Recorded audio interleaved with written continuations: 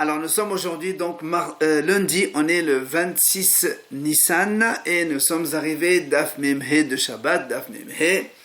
On est à la 12e ligne, Ba'amine Rish Lakish me Rabbi Yohanan. Donc Rish Lakish pose la question à Rabbi Yohanan. Il lui dit, Hatim Shezera'an Bakarka. Si quelqu'un il a semé du blé dans le sol, et ou bien Betzim Shetahata Negolet, ou bien il a mis des œufs donc sous une poule qui est en train de les couver, c'est-à-dire donc il a l'intention de semer ce blé pour qu'il pousse et les œufs pour qu'ils deviennent des poussins. Mahu, il dit quel est le statut, est-ce qu'il a le droit de les manger Shabbat, par exemple si les blés à peine il les a plantés et donc le lendemain il veut les manger avant même qu'ils s'enracinent dans le sol, est-ce qu'on peut les manger oui ou non? Quel est le problème? Il dit, est-ce qu'il est le Rabbi Shimon Mokse? Quand est-ce qu'on a dit que Rabbi Shimon pense il n'y a pas de notion de Mokse? C'est quand il n'a pas repoussé avec les mains. Comme on a vu hier, que Rabbi Shimon dit, l'huile de la veilleuse, on a droit donc d'en profiter, s'il n'a pas repoussé avec les mains. Mais dans le cas de maintenant, il les a repoussés complètement. Comme on a vu le cas des figues sèches et des raisins secs quand on les met à sécher, c'est sûr qu'il les a enlevés complètement de son esprit, il ne veut pas les manger. Comme là aussi, quand il a planté le blé ou quand il a mis l'œuf sous la poule pour la couver, c'est qu'il n'est pas en train de vouloir les manger du tout. Et dans ces cas-là, il a donc Rabbi Shimon la notion de mukse, ou dilma loshna, ou bien on dit non, il n'y a pas de différence dans tous les cas. Rabbi Shimon dit qu'il n'y a pas de mukse. Voilà donc la question que Rish Lakish a posée à Rabbi Yohanan. Amal, il lui a répondu Rabbi Yohanan, il lui dit En mokse le Rabbi Shimon, ella shemen shebanet besha'a shehu doler, hu'il vehoksa le misvato vehoksa le isuru. Comme ça il faut dire. Il répond donc Rabbi Yohanan, il lui dit il n'y a pas de mokse pour Rabbi Shimon que seulement l'huile dans la veilleuse, au moment où elle est en train d'allumer, c'est-à-dire que la veilleuse elle est encore allumée, puisque cette huile-là, elle a été réservée à l'allumage des Nerot Shabbat, et pendant qu'elle est allumée, on n'a pas le droit d'en profiter, alors il y a les deux donc, et si on en profite donc de cette huile pendant que la lumière elle est en train d'allumer, enfin la veilleuse est allumée, c'est comme si on est en train d'éteindre, donc c'est assourd, c'est dans ce cas-là seulement que Rabbi Shimon dit que c'est mukse. Alors sur ce, la s'étonne, comment? Tu dis que Rabbi Shimon, il n'a pas la notion de hursa les mitzvah tout seul, c'est-à-dire quand une chose a été réservée à sa mitzvah, rien que ça, même s'il n'y a pas d'interdiction, tu dis que Rabbi Shimon il dit que c'est motard, pourtant nous on a vu dans ma Masechet Sukkah, c'est si quelqu'un il a fait une sukkah, il a fait un skar, donc comme la loi, le règlement de la Torah.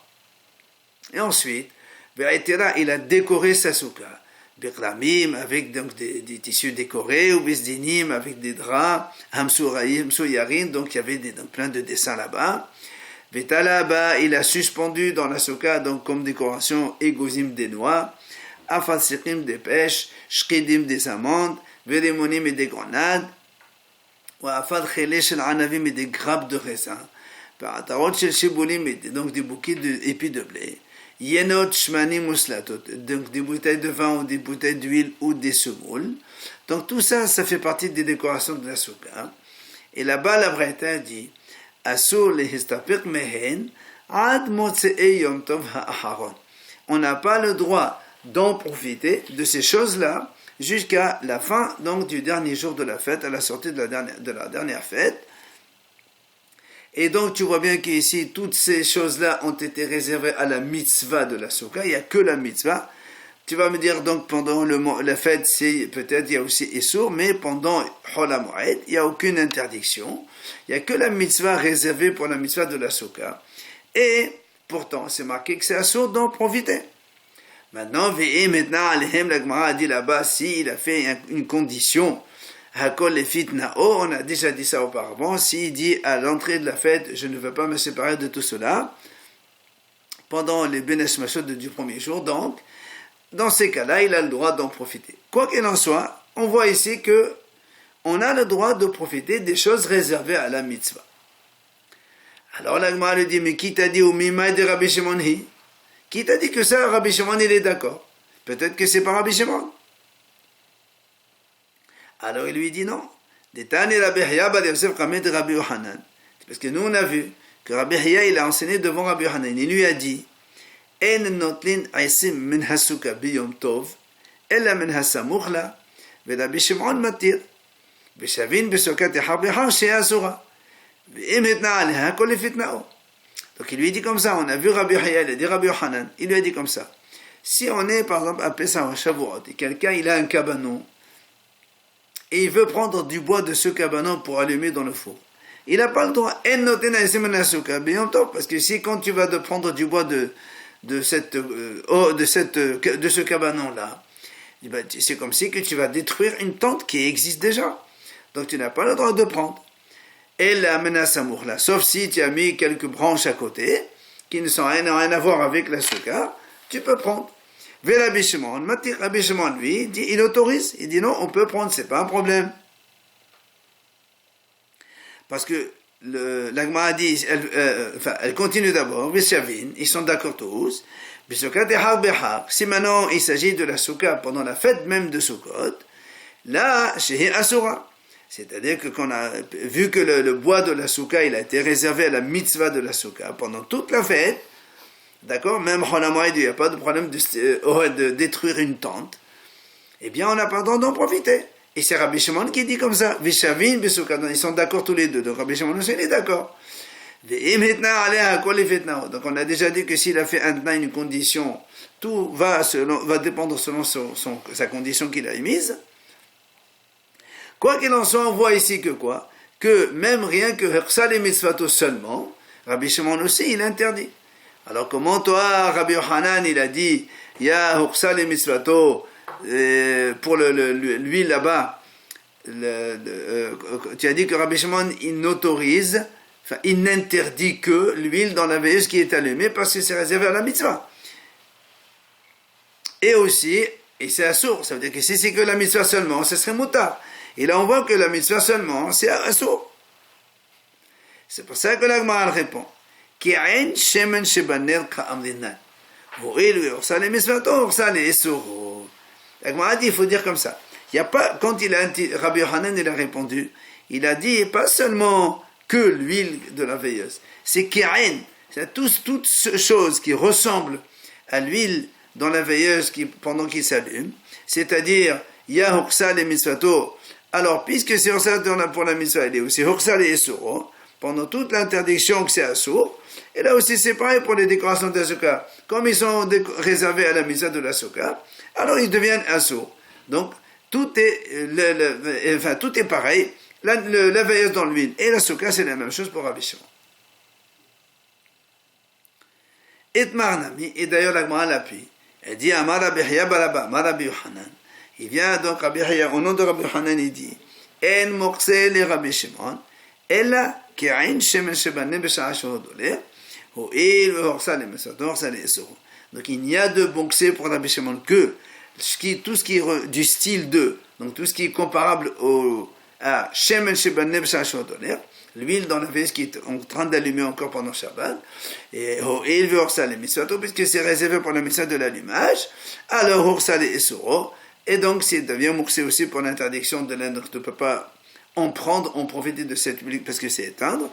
C'est la même chose pour tout ce qui est décoration de la souka, comme on a vu. Amar Ravuda Amar Shmuel. Il vient Ravuda au nom de Shmuel. Il n'est pas d'accord. Il dit En mouxé le Rabbi Shimon. Ella grogrot vesimokim bilvat. Il dit Ravuda au nom de Shmuel. Il n'y a de mouxé pour Rabbi Shimon que seulement le cas de figues sèches et des raisins secs qu'on a mis à sécher. C'est-à-dire, puisque quelqu'un il a pris un cajot de figues qu'il a acheté ou de raisins, il les a montés sur le toit pour les sécher, donc c'est sûr qu'il les a enlevés de son esprit de les manger, et donc, parce que quand on les met à sécher, au début ils se ramollissent beaucoup, ils deviennent immangeables, après quand ils sèchent beaucoup, ils deviennent mangeables. Donc tant qu'ils sont encore donc à l'état un petit, enfin on va dire comme ça, pâteux à cause de la chaleur du soleil, eh bien même s'il veut en manger, Selon Rabbi Shimon, ces mouxés, il ne peut pas les manger. Parce que lui-même, il les a enlevés de son esprit en les mettant là-haut sur le toit. Sur ce, l'Agmara pose une question. Quoi, il n'y a que ça, c'est tout? Pourtant, Ve'atanya, il y a une braïta qui dit Haya ochel bate'inim. Si quelqu'un il a acheté des figues, il a commencé à manger des figues. Et comme il lui restait, Ve'hotir, Ve'ananagang la sotmen grogrot. Il les a montées. Par exemple, il a acheté un cachot, il a mangé quelques-unes. Et comme il restait, il les a montées sur le toit pour les faire sécher. Ou encore, Ba'anavi Ve'hotir, Ve'ananagang la sotmen grogrot. Il a acheté des raisins. Il a commencé à en manger. Et comme il a vu qu'ils lui ont resté, il les a montés sur le toit pour en faire des raisins secs. Là, la braïta dit, Lo yochal, ha'at yasmin. Si maintenant, le soir c'est Shabbat ou Yom Tov, et que lui il veut manger, ben il n'a pas le droit, il faut que yasmin, c'est-à-dire il les réserve à l'avance avant Yom Tov, il dit, voilà, je vais en manger. Vechen ata omer. C'est la même chose, ba'afat siknin v'havushin b'shakom mini perot. Donc tous les autres, il a dit la même chose, dans les pêches, ou les coins, ou encore toutes sortes de fruits. Donc il n'y a pas que les raisins et les figues sèches, ou les figues toutes seules. Alors l'Agma a dit, donc ça c'est une braïta. Tu vas me dire qui est l'auteur Mani? Il est Rabbi Yehuda. Si tu me dis que ça c'est Rabbi Yehuda qui dit ça, l'Agma a dit c'est pas possible. Pourquoi?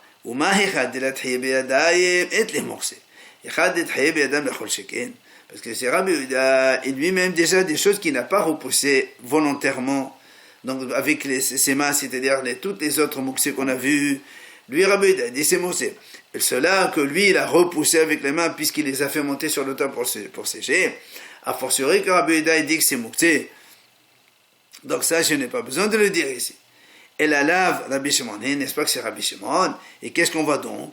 Qu'il n'y a pas seulement que les raisins, comme il a dit Rabbi Yohanan, comme il a dit Rabbi Donon de Shmuel, seulement les figues sèches et les raisins secs, il n'y a pas que ça, il y a tous les autres fruits aussi. Viens l'Agma dit non. Léolam Rabbi Yehuda. En fait, l'auteur c'est Rabbi Yehuda. Tu vas me dire, mais c'est évident, on a déjà vu ici, déjà il ne les a pas repoussés, c'est déjà mouxé. Ceux-là qui les a repoussés, à force ceux qui sont mouxés, il dit non. Ve'ochel esterechale. Ici, on vient de t'apprendre quelque chose de nouveau. C'est que le monsieur, il était en train de manger déjà avant. Et alors, c'est pour ça qu'on t'apprend que ça,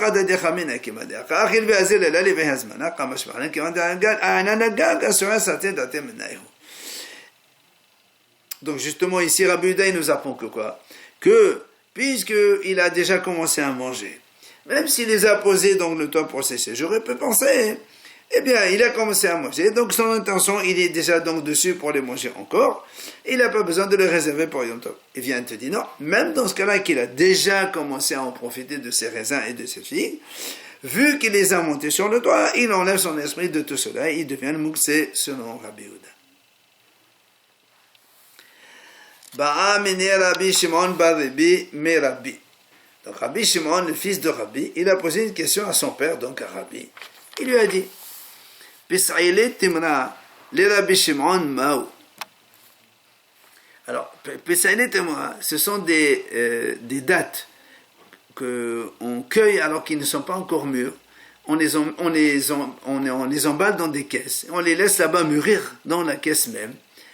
Et donc, il pose la question à Rabbi Shimon, à son père Rabbi. Il lui dit, quand donc justement on a mis des dattes comme ça non mûres dans des caisses, les Rabbi Shimon Mao, est-ce que pour Rabbi Shimon, ça s'appelle mouxé ou pas? Et on peut les manger comme cela, oui ou non? Amal, il lui répond, Rabbi donc, il lui dit non, on a dit tout à l'heure, il n'y a de mouxé pour Rabbi Shimon que seulement les figues sèches et les raisins secs, donc ceux qu'on a mis dans le temps pour sécher. Mais ceux-là, non. Alors la Gemara s'interroge, Rabbi les mouxé. Ça veut dire comme Rabbi, il a répondu donc pour Rabbi Shimon, ça veut dire qu'il est en train de défendre son avis. C'est comme si que lui aussi pense comme cela. C'est pour ça que la Gemara s'est étonnée quoi. Et Rabbi aussi, il pense comme Rabbi Shimon qu'il n'y a pas de mouxé que ça seulement. Ve'atna, pourtant, il y a la Mishnah dans Betza là-bas à la fin. Elle dit, la Mishnah elle dit, En mashkin ve'shohatin et hamidbariyot, aval mashkin ve'shohatin et abaitot. La Mishnah dit comme ça, on n'a pas le droit de donner à boire aux animaux. Parce qu'à l'époque, avant de faire la shita d'un animal, on lui donne à boire. Quand on lui donne à boire, ça facilite le dépeçage quand on enlève la peau de l'animal après la shita. Alors la Mishnah dit, les midbariyot, c'est-à-dire des bêtes, les animaux qui sont midbariyot, on va dire comme ça, dans le désert, entre parenthèses, on va expliquer. Ceux-là, on n'a pas le droit de leur donner à boire pour leur faire la shita, parce que de toute façon, on ne peut pas faire la shita de ces animaux vu qu'on ne les a pas réservés à l'avance. Aval, mashkin veshahatin et tabetot. Mais les animaux qui sont domestiques chez nous à la maison, on veut leur faire la shita à Yom Tov, donc on les a réservés à l'avance. On peut leur donner à boire avant et on leur fait la shita, c'est pas un problème. Et après, dans la Gemara, on explique. Vetania, la Braïta dit, Elohen midbariot. Comment on définit un animal donc du désert? C'est pas un animal de désert, c'est des animaux qu'on peut manger. Alors c'est quoi ça? Alors la Gemara dit, Kol shiosot bapesa venechnasot barbea. Baitot, Kol shiosot vedorot, hus lathum, uvaot velanot betoch athum. La Gemara donne une définition. Qu'est-ce qu'on appelle midbariot? Ce sont des animaux qui sortent à Pessah, donc de l'enclos, et elles vont paître là-bas, elles restent là-bas dehors jusqu'à Rivera, c'est-à-dire aux premières pluies qui viennent donc vers le mois de Hishvan. Donc imagine depuis Nissan, elles quittent l'enclos, elles restent là-bas dehors, elles se débrouillent toutes seules. Ça s'appelle midbariot. Par contre, les animaux qui sortent, qui vont paître et ensuite ils reviennent à la maison, donc ou dans le tronc de là où elles sont la nuit, celles-là on les appelle des animaux domestiques. Voilà la différence entre les deux. Mais Rabbi Omer, Rabbi dit, il dit non. Rabbi dit même celles qui rentrent au mois de Hishvan, par exemple les premières, elles sont considérées comme des domestiques et on peut leur donner à boire pour leur faire la shkita, donc à Yom Tov. Mais alors c'est quoi? C'est comme Medbariot. Kol shedorot ba'afa, ve'en nachnasot la'yishuv lo b'mot hama ve'lo b'mot akshamim. Donc ce sont des bêtes qui donc vont paître là-bas dans la forêt, là-bas dans les étangs, mais elles ne rentrent pas dans l'Aïchouf. Jamais elles rentrent donc dans le village, dans là où elles sont habituellement, ni en été ni en hiver. Donc, qu'est-ce qu'on voit ici? Que selon Rabbi, même ceux-là, des animaux comme ça, midbariot, elles sont aussi moksé. Alors comment tu dis, non, on pense que Rabbi, il pense comme Rabbi Shimon, comme quoi il y a de moksé que les fixés chez les raisins secs, c'est pas possible. Alors vient la Gemara proposer plusieurs réponses. Eh ben, donc première réponse, je peux te dire, vu que ces animaux ne rentrent jamais dans le village, si on veut, on les considère comme des figues et des raisins qu'on a mis à sécher sur le toit, puisque jamais on saura quand est-ce qu'elles vont revenir. C'est pour ça qu'elles sont moksées. Et donc ça contredit pas ce qu'il a dit. Ou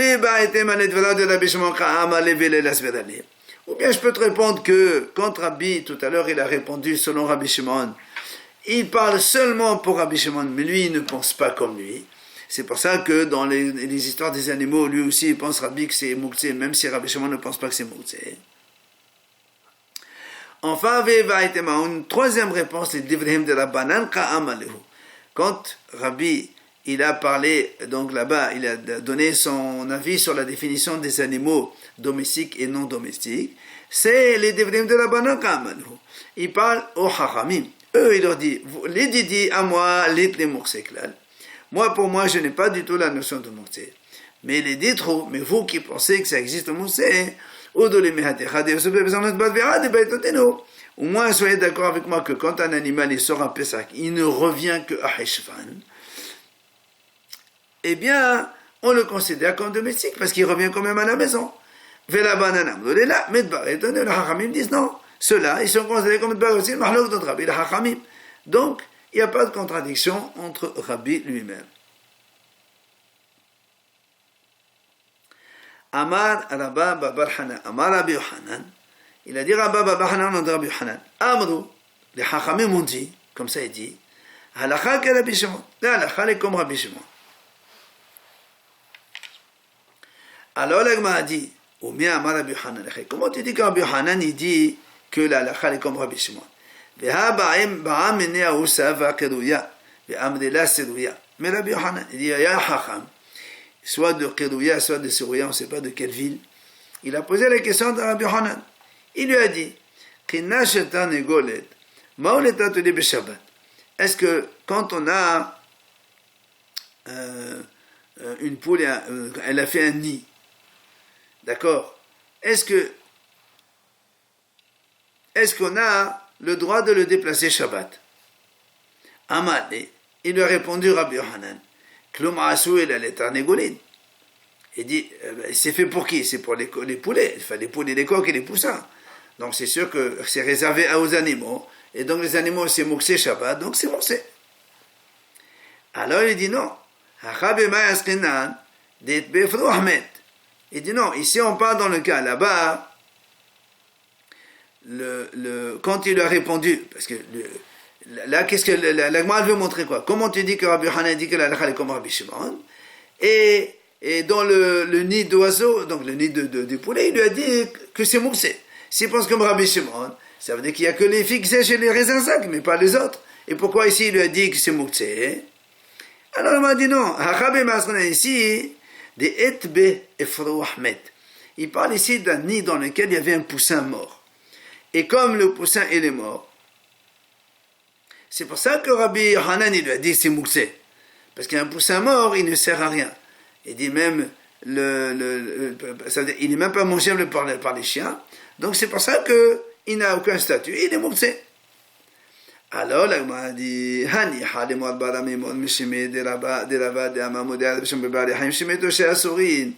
il dit ta réponse elle est bonne, seulement selon Mor Bar Mimor, qui, lui, au nom de Rava, il a dit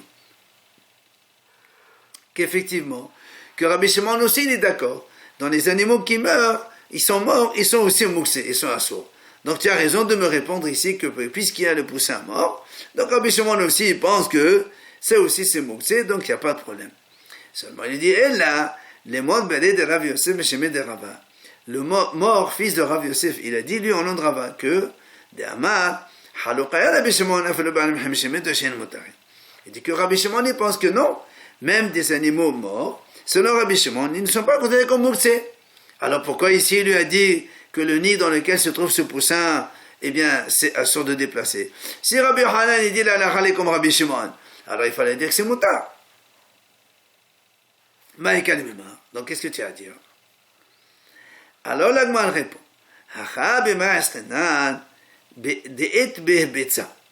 il dit, tu sais quoi? Non. Ici dans le nid, il y a un œuf.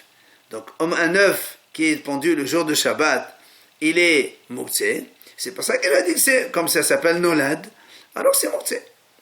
Alors la Gemara a dit non, c'est pas possible. Pourquoi? Parce que Amar Rav Nachman, on a vu nos dans Betsa, il a dit Rav Nachman comme ça, man de ete mouxé ete nolad. De ete mouxé ete nolad. Celui qui a la notion de mouxé, effectivement, il a aussi la notion de nolad et l'œuf il est mouxé. Mais Rabbi Shimon lui dit, il n'y a pas la notion de mouxé. Donc s'il n'y a pas la notion de mouxé, il n'y a pas non plus la notion de nolad. Donc s'il n'y a pas la notion de nolad, l'œuf, il est permis de déplacer. Alors comment ça se fait que Rabbi Hanan lui dit que c'est assourd, c'est pas comme Rabbi Shimon, alors qu'il a dit que la halakha est comme Rabbi Shimon? Alors la Gemara répond, il dit non, de etbe betzat efroa. Et en fait il dit, ici il y a un œuf donc de poussin. C'est-à-dire, étant donné que l'œuf il est en train de se transformer en poussin déjà, donc il n'est pas du tout mangeable par un chien. Et donc, il est mouxé, même selon Rabbi Shimon aussi. Maintenant, Kiata Rabbi Yitzhak Rabbi Yosef, Amar Rabbi Yohanan, halakha ke Rabbi Yehuda. Quand il est venu Rabbi Yitzhak, fils de Rabbi Yosef, il a dit, au nom de Rabbi Yohanan, que la halakha est comme Rabbi Yehuda.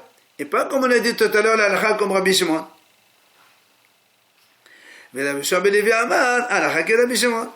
Mais Rabbi Yoshua ben Levi, lui, il dit, la halakha est comme Rabbi Shimon. Alors, Amar Rav Yosef, il dit Rav Yosef, maintenant je comprends, Haine de Amar Rabba Babahna Madbahanan, Amrou halakha ke Rabbi Shimon, Amrou veleilas velale. C'est pour ça que Rav Yosef dit, je comprends maintenant, comme tout à l'heure on a dit, Rabba Babahana, il a dit au nom de Rabbi Hanan, il n'a pas dit que Rabbi Hanan il a dit comme ça, il a dit, ils ont dit, Amrou, des Hachamim ont dit, halakha ke Rabbi Shimon. C'est-à-dire que d'autres ont dit, mais lui il ne pense pas comme ça. Donc, ça conforte l'idée de Rabbi Yitzhak quand il a dit que Rabbi Hanan il pense à la halakha comme Rabbi Yehuda, il n'y a pas de problème. Amalé Abaye le Rav Yosef. Il vient Abaye lui dit à Rav Yosef, pourquoi? Et toi tu penses pas que Rabbi Yohanan il est comme Rabbi Yehuda pour que tu viennes de nous dire? Tu ne savais pas ça que Rabbi Yohanan il avait déjà comme Rabbi Yehuda? La preuve il a dit, Rabbi Abba et Rabbi Assé. Donc les deux Hachamim. Iqli'ou levé Rabbi Abba de Ben Haifa. Ils sont arrivés chez Rabbi Abba donc de Haifa. Vinafal min narta al Gilimeh. Et il y avait un chandelier, donc une sorte de bougeoir là-bas, menorah, al Gilimeh de Rabbi Assé. Il est tombé sur la veste de Rabbi Assé pendant Shabbat. Vela teltela. Et il n'a pas voulu donc enlever la menorah pour prendre son habit. Alors là, on m'a dit, Maïtama, quelle est la raison?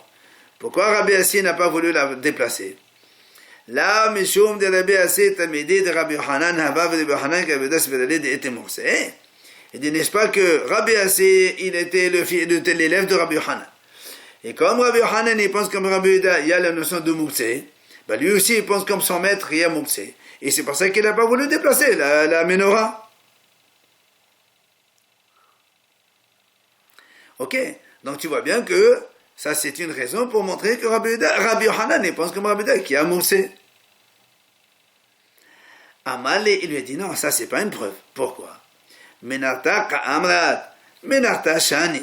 Amar Rabbi Habar Hanina Amar Abasia, Vohora Rish Lakish Bisidan Menora, Haneteret Biado Hatmut, Taletantela, Bishtiadav, Asur Letantela.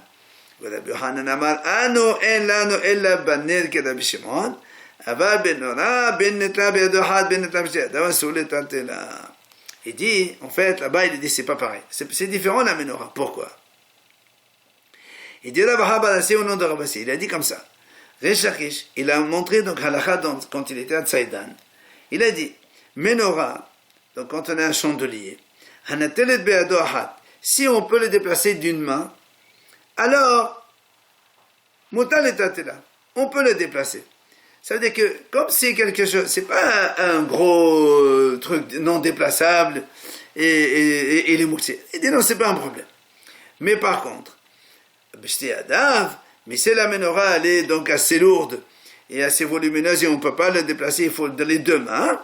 Dans ces cas-là, sur les là, ça c'est ce qu'il a dit Rabbi Rish Lakish. Seulement, Rabbi Yohanan Amar, et vient Rabbi Yohanan dit non. Anu en lanu benet ke Rabbi Shimon. Ella benet ke Rabbi Shimon. Il dit, nous on a vu seulement les nérotes que Rabbi Shimon, il a dit qu'on a le droit donc de déplacer quand il s'est éteint. Alors, aval menorah, mais la menorah, ben netla beyado had, ben netla b'shti yadav, asun netatela. Rabbi Yohanan lui dit non. Une menorah, qu'elle se déplace d'une main ou de deux mains, ça n'a pas d'importance. C'est mouxé dans tous les cas, on n'a pas le droit de le déplacer. Seulement une veilleuse, Rabbi Shimon, il a autorisé de déplacer, mais une menorah, donc même Rabbi Shimon, il n'autorise pas de déplacer. Ah, il m'a dit, maman, quelle est la raison? Là-bas, Rav Yosef de Amnetabayou, il veut Adam kové ala makom. Il dit, tu sais pourquoi? Parce que une menorah, elle a une place. Comme c'est une grande menorah, en général, elle a une place fixe. Donc les gens, comme on a vu, nous, des choses volumineuses qui ont une place fixe, donc ils sont mouxés parce que les gens ne les déplacent pas de façon régulière. C'est pour ça là aussi, quand elle est tombée sur le vêtement de Rav Assé n'a pas voulu le déplacer, mais c'est pas parce qu'il pense comme Rabbi Yehuda. Rabbi Shimon aussi, il est d'accord que, étant donné qu'elle est trop volumineuse et qu'elle a une place fixe, après, on n'a plus le droit de la déplacer. On verra ça après la suite.